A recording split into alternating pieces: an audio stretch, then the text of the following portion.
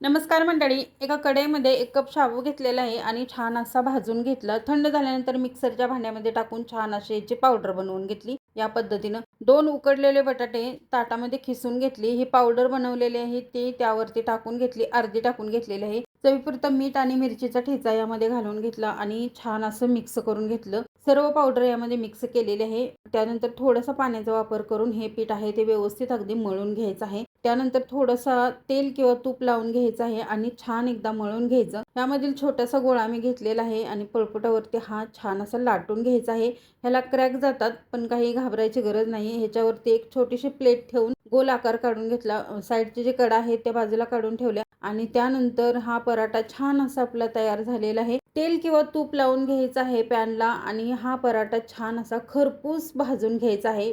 Healthy तर आहेच आणि त्याचबरोबर चविष्ट म्हणाल तर अप्रतिम लागतो। दह्यासोबत किंवा शेंगदाण्याच्या चटणी बरोबर तुम्ही एन्जॉय करू शकता। धन्यवाद।